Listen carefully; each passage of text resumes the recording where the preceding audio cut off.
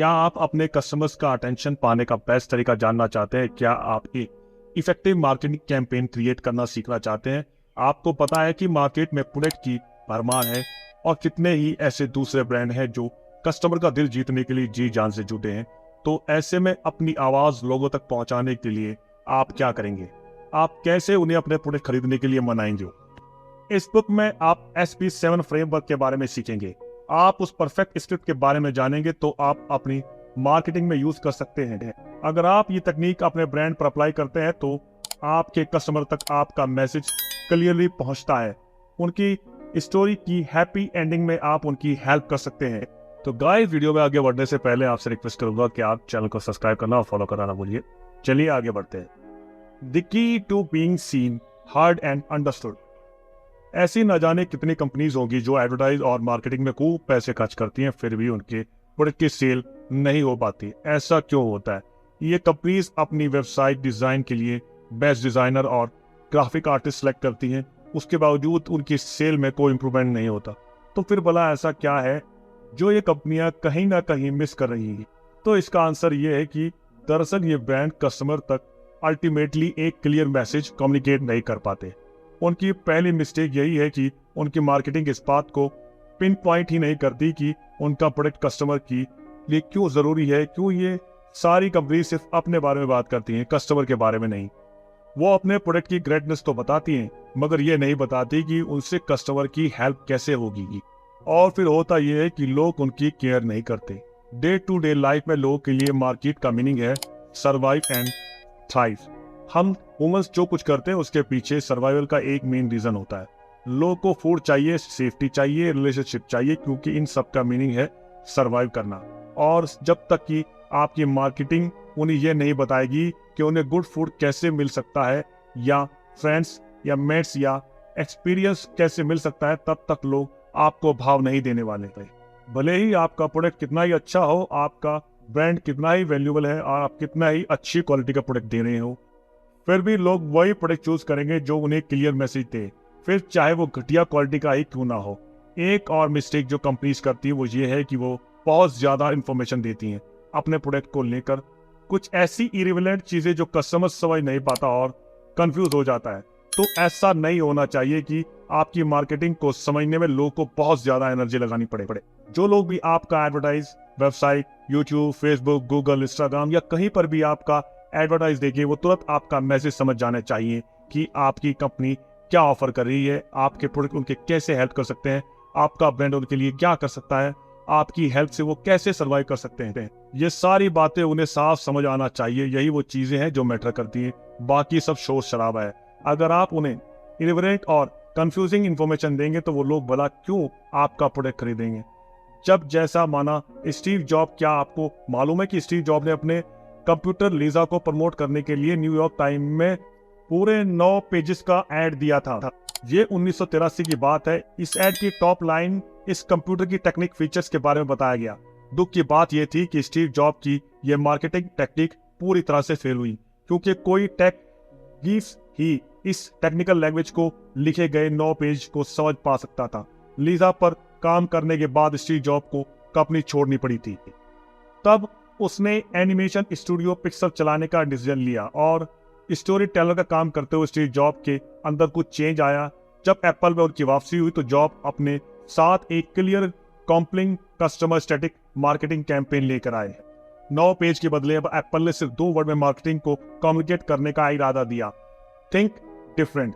Job ये Apple के statement का बिलबोर्ड पूरे अमेरिका में लगवा दिया। ये बात नोटिस की जा सकती थी कि एप्पल के थिंक डिफरेंट स्टेटमेंट के बाद ही कंपनी पूरे मार्केट में छा गई। तो पिक्सल में जॉब के साथ ऐसा क्या हुआ था? ये चेंज उसमें कैसे आया? असल में पिक्सल में काम करते हुए जॉब को रियलाइज हुआ कि अच्छी मार्केटिंग के लिए गुड स्टोरी होना बहुत इंपॉर्टेंट है, और बड़े बड़े ब्रांड के पीछे यही सीक्रेट है। एक गुड स्टोरी कैसे कम्युनिकेट की जाए ये बात उन्हें मालूम है। एक स्टोरी किसी भी ब्रांड के मैसेज को क्लियरली बताती है। लोगों को अटेंशन ग्रैब करने का ये एक परफेक्ट तरीका है। अगर आपको अपने ब्रांड का क्लियर मैसेज देना है तो उसे एक स्टोरी के थ्रू या सारी कंफ्यूजन दूर करके आपके मैसेज को सिंपल और रेलेवेंट बनाना चाहिए। The secret weapon that will grow your business. अच्छी स्टोरी कैसे बनती है? आपको पता है कि हर ग्रेट स्टोरी के पीछे एक फार्मूला होता है जो रिपीटिव है, प्रोटेक्टेबल है। उससे एक फार्मूला स्टिंग बनता है जिसे लोग घंटों बैठकर मूवी देखते हैं। ये मूवी भी एक टाइम की मार्केटिंग कैंपेन ही है। अगर लोगों को स्टार्टिंग में ही मैसेज नहीं मिलेगा तो लोग तुरंत थिएटर से उठकर बाहर आ जाएंगे। एक ग्रेट स्टोरी टेलर को पता है कि कैसे लोगों का अटेंशन ग्रैब किया जाए, उन्हें लास्ट तक कैसे होल्ड किया जाए। यही वो इफेक्ट है जो लोग आपको मार्केटिंग में चाहिए। इसके लिए आपको कस्टमर की स्टोरी को जानना होगा और उसी स्टोरी में अपने ब्रांड को फिट करना होगा। किसी भी ग्रेट स्टोरी में 7 एलिमेंट्स होते हैं। आपकी फेवरेट मूवी कौन सी है, चाहे प्लॉट कुछ भी हो, इसमें ये 7 की एलिमेंट जरूर होंगे। सबसे फर्स्ट आता है कैरेक्टर, सेकंड आता है प्रॉब्लम, थर्ड है गाइड और फोर्थ है पेन, फिर है फिफ्थ टेक एक्शन और सिक्स्थ है अवॉइड फेलियर और लास्ट है सेवंथ एलिमेंट है सक्सेस। हर ग्रेट मूवी जो आपको पता है इसी फार्मूले को फॉलो करती है, जो इसकी वुमेन्स सक्सेस का सीक्रेट है। एक सक्सेसफुल ब्रांड मार्केटिंग का भी यही सीक्रेट है। SP7 means story brand 7। Market में क्लियरली कम्युनिकेट करने के लिए आपको यही फ्रेमवर्क चाहिए। अब जैसे मूवी हंगर गेम को लेते हैं, जिसमें कैटनिस एवरडीन का कैरेक्टर है और उनकी प्रॉब्लम्स है एक fight to the death, competition जो कि उनकी एब्यूसिव गवर्नमेंट का ऑर्डर है। अब जिंदा रहने के लिए उसे इस गेम में दूसरों को मारना पड़ेगा। कैटनिस एक वीक लड़की है जिसे ज्यादा एक्सपीरियंस नहीं है, वो गेम में पीछे रह जाती है, तो अब कैसे वो सरवाइव करेगी। यहाँ उसकी हेल्प के लिए उसका गाइड हैमिच आता है, जो लास्ट हंगर गेम का विनर रह चुका है। वो कैटनिस का मेंटोर बन जाता है। वो गेम जीतने के लिए उसके साथ मिलकर प्लान बनाता है, जिससे लास्ट में कैटनिस गवर्नमेंट को हराकर गेम जीतने में कामयाब हो जाती है। अब आप इसी तरह अपना मार्केटिंग मैसेज एकदम क्लियर रखें, जिसे ये 7 एलिमेंट पूरी तरह इन्वॉल्व हो। जो भी चीज इरिलेवेंट लगे उसे हटा दें। स्टोरी ब्रांड 7 की हेल्प से आपको लोगों को अटेंशन मिलेगी। एक बार जब उन्हें आपका मैसेज समझ आ जाएगा तो वो आपके ब्रांड तक स्टिक रहेंगे। आपका मैसेज इतना सिंपल हो कि एक केवमैन को भी समझ आए। जब लोग आपकी वेबसाइट चेक करें या आपका कमर्शियल टीवी पर ऐड देखें तो उन्हें देखकर आपके प्रोडक्ट के बारे में पता चल जाए और ये समझ आ जाए कि आपका प्रोडक्ट कैसे उनकी लाइफ को और बेटर बना सकता है। Simple SP7 framework. Alfred Hitchcock ने एक बार कहा था कि एक गुड स्टोरी होती है एक ऐसी लाइफ जिसका डल पार्ट हटा दिया गया है, और एक गुड ब्रांडिंग के लिए भी यही बात अप्लाई होती थी। तो ये तो श्योर है कि आपकी कंपनी और कोई सर्टेन प्रोडक्ट क्रिएट कॉम्प्लेक्स होगा, लेकिन ये इंफॉर्मेशन कस्टमर के लिए काफी बोरिंग चीज है। आपकी मार्केटिंग इंप्रूव करने के लिए आपको एक ऐसी स्टोरी चाहिए जो बोरिंग स्टफ को फिल्टर करके इस बात को हाईलाइट करे कि आपका ब्रांड लोगों को सरवाइव करने में कैसे हेल्प कर सकता है और कैसे उनकी जो प्रॉब्लम है उसको सॉल्व कर सकता है, और आपका प्रोडक्ट उनकी प्रॉब्लम सॉल्व करने में कितनी ज्यादा मदद कर सकता है दूसरे ब्रांड के मुकाबले। SP7 फार्मूला यूज करना काफी सिंपल है, इफेक्टिव है और मजेदार है। जो मैसेज आप कस्टमर को देना चाहते हैं 1 सिंगल पेज के फिट होना चाहिए। ये आपके ब्रांड की स्क्रिप्ट है और ये स्टोरी आप अपने सारे मार्केटिंग मटेरियल्स में यूज करेंगे। फिर से बता दें कि आपकी ब्रांड स्क्रिप्ट कैसी होगी। इसमें होगा एक कैरेक्टर, यानी आपका कस्टमर जो कुछ अचीव करना चाहता है, लेकिन उसमें पहले उसे अपनी प्रॉब्लम सॉल्व करनी है। और फिर आता है आपका ब्रांड जो उनका गाइड बनेगा। फिर आप अपने कस्टमर को एक प्लान प्रोवाइड करेंगे जिस पर वो एक्शन लेंगे। आप उन्हें ऐसा करने को बोलेंगे, आप उन्हें फेलियर अवॉइड करने में हेल्प करेंगे और फिर लास्ट में उन्हें सक्सेस मिलेगी। अब इन सारे 7 पॉइंट्स को डिटेल में समझते हैं। स्टोरी ब्रांड का फर्स्ट पार्ट है एक कैरेक्टर। हर स्टोरी एक कैरेक्टर और उसके एम्बिशन से स्टार्ट होती है। फिल्म में फर्स्ट 10 मिनट में राइटर ये डिजाइन करता है कि स्टोरी का हीरो क्या चाहता है, और यही वो चीज है जो लोगों को थिएटर के अंदर घंटों तक बिठाए रखती है। ये वो जानने के लिए वेट करते हैं जो उस कैरेक्टर को चाहिए वो उसे मिलेगा या नहीं। मार्केटिंग में आपको ये डिफाइन करना है कि आपके कस्टमर को क्या चाहिए। एक बार अगर आपने डिफाइन कर लिया तो आपके कस्टमर को उसमें इंटरेस्ट आने लगेगा। वो पूछेगा मुझे जो चाहिए क्या ये ब्रांड उसे पाने में मेरी हेल्प करेगा। एक हाई एंड रिजॉर्ट ने डोनाल्ड मिलर और उसकी टीम को अपनी स्टोरी ब्रांड के लिए हायर किया था। बाकी कई कंपनीज की तरह एक्सपीरियंस रिजॉर्ट भी आइडेंटिटी क्राइसिस सफर कर रहा था। रिजॉर्ट की मार्केटिंग मटेरियल में उनके स्टाफ, फ्रंट डेस्क और रेस्टोरेंट की इमेजेस भी थी। वैसे अगर वे कोई बिल्डिंग बेच रहे होते तो ये मार्केटिंग काम कर सकती थी, लेकिन ये तरीका कोई इन्वर्टिंग स्टोरी नहीं बता रहा था। किसी भी हाई एंड रिजॉर्ट के कस्टमर भला क्यों चाहेगा, एक हीरो के तौर पर उनकी कोई एम्बिशंस हो सकती है। सच तो ये है कि जो रेस्ट और लग्जरी है और ये चीज उन्हें रिजॉर्ट प्रोवाइड कर सकता है, यही वो मैसेज होना चाहिए था।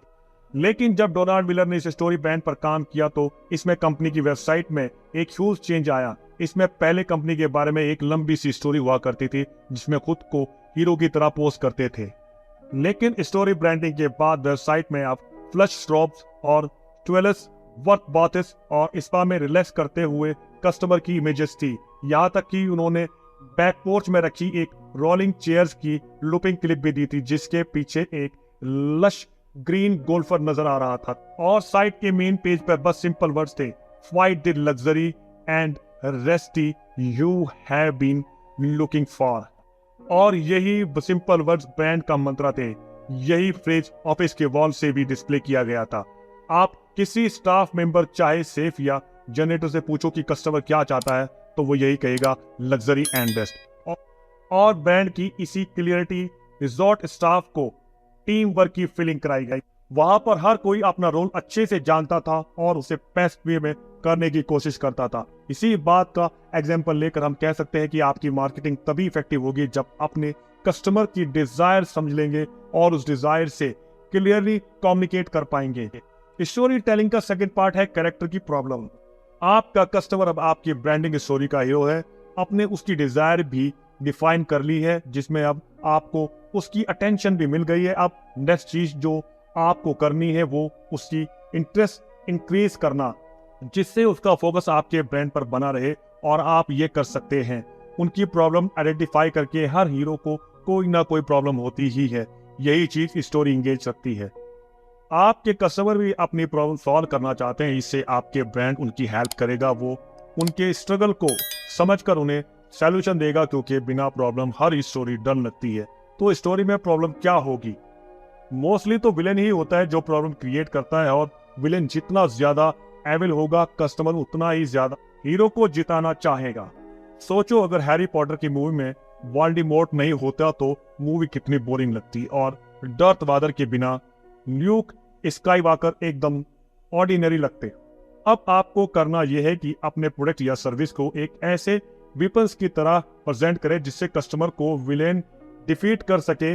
ये विलेन कोई एक्चुअल पर्सन नहीं है। जैसे आप बाथरूम क्लीनर का ऐड ही ले लो, इसमें एडवर्टाइजर उस प्रॉब्लम को पर्सोनिफाई कर देते हैं जो कस्टमर फेस कर रहा है। इस प्रॉब्लम को इतना बड़ा चढ़ाकर दिखाया जाता है कि कस्टमर इसे विलेन से छुटकारा पाने के लिए ईगर हो जाता है। बाथरूम क्लीनर कमर्शियल एड में जम्स को टॉयलेट बाउल में एक बढ़िया सी पार्टी करते दिखाया जाता है। ऑफ कोर्स यहाँ पर प्रोडक्ट यानी बाथरूम क्लीनर एक वेपन की तरह है जिसे कस्टमर अपने इन दुश्मनों को डिफीट करने के लिए खरीदेगा। प्रॉब्लम जितनी बड़ी होगी उतने ही ज्यादा लोग आपके प्रोडक्ट को लेना चाहेंगे। आपको सरफेस के नीचे जाना है। कस्टमर्स की प्रॉब्लम सॉल्व करने में आपको डीपेस्ट लेवल पर जाकर उनकी हेल्प करनी है। कस्टमर जो प्रॉब्लम फेस करते हैं उसके 3 लेवल्स हैं, जो एक्सटर्नल, इंटरनल और फिलोसफिकल है। तो इस बाथरूम क्लीनर एंड में विलेन है जर्म्स। या एक्सटर्नल प्रॉब्लम है कि कस्टमर इन जर्म्स से छुटकारा पाना चाहते हैं, कस्टमर हाइजेनिक बनना चाहते हैं। यह इंटरनेशनल प्रॉब्लम है। और फिलोसफिकल प्रॉब्लम हो सकती है कि ये अपनी फैमिली को बीमारी से प्रोटेक्ट करना चाहते हैं। आपकी मार्केटिंग से ये कम्युनिकेट होना चाहिए कि आपका ब्रांड उनकी सारी प्रॉब्लम का सॉल्यूशन है। स्टोरी ब्रांडिंग का थर्ड पार्ट है एक गाइड। हर कोई अपनी स्टोरी का हीरो या हीरोइन खुद है। आपका ब्रांड आके उनके सामने दूसरे हीरो के तौर पर खड़ा नहीं हो सकता। आपको उनकी स्पॉटलाइट नहीं लेनी है, बल्कि आपकी कंपनी एक गाइड के तौर पर उनकी हेल्प करेगी। अगर आप कस्टमर को बेटर फील कराने में हेल्प नहीं करते तो ये आपका प्रोडक्ट कभी नहीं खरीदेंगे। एक ब्रांड के तौर पर आपको अपने कस्टमर को सक्सेसफुल बनाना है। यही आपका मिशन होना चाहिए, यही आपका रोल है। क्योंकि जैसे ही आप सिर्फ अपने ब्रांड की सक्सेस के बारे में सोचते हैं उसी टाइम आप फेल हैं। ये कभी मत भूले कि कस्टमर स्टोरी का हीरो है, तो आपको उनके स्ट्रगल के बारे में सोचकर सपोर्ट प्रोवाइड करना है। क्या आपको पता है कि जेबी रैप आर्टिस्ट ने एक बार एक म्यूजिक स्ट्रीमिंग कंपनी स्टार्ट की थी जिसका नाम था टाइडल। टाइडल स्पॉटिफाई या iTunes की तरह ही थी, लेकिन आप शायद ये नाम कभी नहीं सुना होगा। पहले क्योंकि टाइडल बुरी तरह से फ्लॉप हुई थी, क्योंकि जेजे ने इसमें लोगों की बजाय खुद को ब्रांड बनाकर बड़ी टेरिबल मिस्टेक की थी। इस कंपनी में उसने 56 मिलियन इन्वेस्ट किए थे। टाइडल का मेन मिशन था to get everyone to respect music again. Jay-Z का आइडिया था कि म्यूजिशियन ही टाइडल को चलाएंगे, उन्हें कोई टेक कंपनी या म्यूजिक स्टूडियो कंट्रोल नहीं करेंगे। इसमें कोई मिडल मैन नहीं जिसमें कि म्यूजिशियन को ज्यादा से ज्यादा प्रॉफिट मिल सके। ये तो कुछ सुनने में काफी ग्रेट था, पर जेजे कस्टमर के बारे में भूल गए। टाइडल म्यूजिशियन के लिए बनी थी जो एक ब्रांड स्टोरी के हीरो थे, ना कि कस्टमर जो उनकी म्यूजिक सुनते। जेजे ने इसमें 16 फेमस आर्टिस्ट रखे थे जो सिर्फ टाइडल के लिए अपने सॉन्ग्स रिलीज करते थे। प्रेस कॉन्फ्रेंस में जेजे ने कहा था, अगर आपको बेहतरीन सॉन्ग सुनने हैं तो आर्टिस्ट को सपोर्ट कीजिए, और यही से टाइडल के एक रॉन्ग मैसेज दे दिया। पब्लिक पर जेजे और दूसरे आर्टिस्ट ने बड़ा बुरा इंप्रेशन डाला था। उनकी हर मार्केटिंग से लगता था जैसे वो कस्टमर से अपना म्यूजिक सुनने के लिए ज्यादा पे करने की डिमांड कर रहे हैं। टाइडल का कोई भी पार्ट ऐसा नहीं था जो कस्टमर को शो कराता हो कि ये ब्रांड उन्हें घर कराने के लिए बना है। स्टोरी ब्रांडिंग का फोर्थ पार्ट है गिव देम ए प्लान। लोग आपसे कुछ खरीदे, इसके लिए उनका ट्रस्ट गेन करना जरूरी है। अगर आप उन्हें अपना रिपीट कस्टमर बनाना चाहते हैं तो ये ट्रस्ट और ज्यादा गहरा होगा। उसके लिए अपने रिलेशनशिप में एक कमिटमेंट रखें, क्योंकि कस्टमर एक नया प्रोडक्ट खरीदने का रिस्क लेता है। इसलिए जब वो अपने ऑर्डर देते हैं तो अपने हार्ड मनी का रिस्क ले रहे होते हैं, तो वो आप पर ट्रस्ट करके ही अपना ऑर्डर देते हैं। आप उन्हें प्रोडक्ट डिलीवर करते हैं, उनकी प्रॉब्लम फिक्स करेंगे, उन्हें ये फिक्र होता है कि वो प्रोडक्ट काम करेगा या नहीं। इसलिए यहाँ आपको प्लान बनाने की जरूरत पड़ेगी। इमेजिन करो कि आपके कस्टमर को कोई रिवर क्रॉस करनी है, तो आपको वहां पर रिवर का स्टोन बिछाने है जिस पर चलकर वो रिवर क्रॉस कर पाए। ये स्टोन्स आपके कस्टमर को रिवर के करंट से सेफ रखेंगे। ये स्टोन्स आपका प्लान है। आपका brand step by step customer की हेल्प करेगा। प्लान उस रिस्क को कम करेगा जो कस्टमर फील करता है, और इस तरह उसको आपके ब्रांड पर भरोसा इंक्रीज होगा। जब आप मान लो आप वैक्यूम क्लीनर बेच रहे हो, अब आपको कस्टमर के दिल में यही सवाल उठेंगे, क्या ये काम करेगा, इसे कैसे यूज करें। तो आपको ये करना पड़ेगा कि आप उन्हें एक 3 स्टेप प्लान दो जो इसे उनके लिए इजियर और सिंपल बनाएगा। आपका प्लान कुछ ऐसा हो सकता है: step 1 plan the machine, step 2 press the on, और स्टेप 3 क्लीन अवे। ये 3 स्टेप आपको ऑब्वियस लग सकते हैं मगर कस्टमर को नहीं। लेकिन अगर आप इन 3 स्टेप को बनाते हैं तो ये काम उनके एकदम ईजी हो जाएगा और वो आपका प्रोडक्ट ट्राई करेंगे। ये प्लान उन्हें आइडिया देगा कि आपको ये प्रोडक्ट एकदम ट्रस्टवर्दी है। स्टोरी ब्रांडिंग का फिफ्थ पार्ट है ask them to take action. अब आपने अपने कस्टमर को एक्साइट कर दिया है, तो वो नेक्स्ट चीज जो आपको करनी है वो ये है कि उन्हें एक्शन लेने के लिए चैलेंज करें। किसी भी स्टोरी में हीरो के लिए कोई ना कोई ट्रिगर होना चाहिए जिसमें वो एक्ट कर सके। मूवी टेकन में लियाम नीसन को अपनी बेटी के किडनैपरों से एक कॉल आती है, रिसीव होती है, जो उसके लिए एक चैलेंज बन जाता है। वो उन विलेंस को पूरे यूरोप में चेस करके ढूंढे। इसीलिए तो टीवी शो में शॉपिंग शोज के दौरान स्क्रीन में बड़ा बड़ा लिखा होता है कॉल नाउ या ऑर्डर नाउ, और ये लोग कस्टमर को चैलेंज करने के लिए ये चीज रिपीट करते रहते हैं। आपकी कंपनी की वेबसाइट में आप भी पेज के टॉप में, मिडिल में और बॉटम में बाय नाउ का बटन जरूर डाल सकते हैं। बेशक ये ऑब्लिवियस है, मगर ये स्टैंड आउट होना चाहिए। ये बाकी कंटेंट से एकदम अलग दिखना चाहिए। डोनाल्ड विलर का एक फ्रेंड था जो कंपनी बेचने और खरीदने का काम करता था। वो इस बात का हमेशा ध्यान रखता था कि कंपनी हर चीज में, जैसे लोग, प्रोसेस और प्रोडक्ट का सब कुछ इफेक्टिव हो। लेकिन उसकी सक्सेस का सीक्रेट था कस्टमर को एक्शन के लिए चैलेंज करना, और इसी बात को वो फोकस करता था। तो ये बंदा पहले लोअर प्राइस पर कोई कंपनी परचेज करता था, फिर उसे एक बड़ी कंपनी बनाकर उसकी वैल्यू इंक्रीज करके सेल कर देता था। वो रिपीटेड एड देकर कस्टमर को एक्शन करने के लिए चैलेंज करता था, और जब उसी कंपनी के लिए कस्टमर की भीड़ लग जाती तो वो इसकी सेल का प्रोसेस स्टार्ट कर देता था। एक एंटरप्रेन्योर के तौर पर ये ऑब्लिवियस है कि आप यही चाहेंगे कि कस्टमर आपका प्रोडक्ट खरीदे, क्योंकि इसलिए तो आपने प्रोडक्ट प्रमोट किया है। लेकिन इतना करना काफी नहीं होगा। कस्टमर को नहीं पता कि आप क्या चाहते हैं, आपको उन्हें बताना है। आपको अपने मार्केटिंग मटेरियल में रजिस्टर नाउ या शेड्यूल योर अपॉइंटमेंट नाउ का ऑप्शन रखना है। स्टोरी ब्रांडिंग का 6th पार्ट है हेल्प देम अवॉइड फेलियर। लोग स्टोरी के एंड तक बने रहते हैं क्योंकि उन्हें ये देखना है कि स्टोरी का हीरो अपने मिशन में सक्सेस हुआ है या नहीं। यही डर उन्हें स्टोरी के साथ बांधे रखता है। अगर कोई ऐसी चीज स्टोरी में नहीं है जो हीरो को स्टेक कर रख सके तो व्यूअर बोर हो जाएंगे। किसी डेंजर का खतरा ही उनके लिए स्टोरी को इंटरेस्टिंग बनाता है और वो दम के साथ डटे हुए बैठे रहते हैं। ठीक इसी तरह कस्टमर के लिए भी ये ऐसी चीज जरूरी स्टेक होनी चाहिए। अगर वो आपका प्रोडक्ट ना ले तो आपको क्या लगता है लोग कब केयर करते हैं? आपकी ब्रांड स्टोरी में फेलियर की पॉसिबिलिटी प्रेजेंट होनी चाहिए ताकि कस्टमर हुक्ड रहे। उन्हें ये डर रहे कि आपका प्रोडक्ट नहीं खरीदेंगे तो क्या होगा। उन्हें लगना चाहिए कि आपका प्रोडक्ट उनके लिए खास है और अगर नहीं खरीदेंगे तो उनका नुकसान हो जाएगा। अपनी स्टोरी में राइट अमाउंट का फेयर फैक्टर रखें, लेकिन बहुत ज्यादा होना तो कस्टमर रेजिस्ट भी करेगा और बहुत कम होना तो उन्हें आपको प्रोडक्ट खरीदने के लिए लॉजिक समझ नहीं आएगा। एक एग्जांपल लेते हैं। शैम्पू के कमर्शियल ब्रांड में हमेशा टेगल्ड और फ्रीजो हेयर का डर दिखाते हैं और टूथपेस्ट के एंड में डेंटिस्ट टूथ कैविटी वाली स्टोरी बिल्ड करता है। अब आप यहाँ पर क्या कर सकते हैं? आप यहाँ ब्लॉग लिख सकते हैं कि अगर आपका कस्टमर आपके प्रोडक्ट या सर्विस नहीं लेते तो क्या लूज कर रहे हैं। यही थ्रेट ऑफ फेयर आप अपने ईमेल कंटेंट में भी इंक्लूड कर सकते हैं। अपनी वेबसाइट में आप इसे बुलेट पॉइंट में डाल सकते हैं। जो भी आपके प्रोडक्ट है कुछ ना कुछ तो ऐसा जरूर होगा जो लोगों को स्टेक पर लग रहा होगा।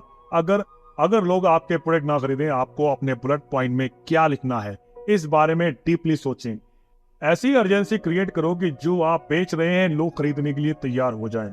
स्टोरी ब्रांडिंग का 7th पार्ट है in the end of the character that is your customer when people wants to be taken somewhere is a brand. आप अपने कस्टमर को कहां ले जा रहे हैं? क्या आप उन्हें स्टेट ऑफ फाइनेंशियल सिक्योरिटी के साथ बेस्ट डिजाइनिंग एक्सपीरियंस देना चाहते हैं या फिर उन्हें उनकी फैमिली का एक ड्रीम होम? हर एक कस्टमर जिससे आप मिलेंगे वो यही जानना चाहेगा कि आप उन्हें कहां ले जा रहे हैं। जितने भी सक्सेसफुल ब्रांड हैं वो अपने प्रोडक्ट के थ्रू क्लियरली कम्युनिकेट कर देते हैं कि उनके प्रोडक्ट कस्टमर की लाइफ में क्या चेंजेस लाएगा। जैसे स्टारबक्स लोगो यानी अपने कस्टमर को इंस्पिरेशन और सिक्योरिटी देना चाहता है। एक टाइम एक कॉफी नाइकी एथलीट को इनोवेट और मोटिवेट रखना चाहता है। तो आपको भी किसी ना किसी विजन के बारे में सोचना है, क्योंकि अपने कस्टमर्स के लिए आपके पास कोई ना कोई विजन होना चाहिए।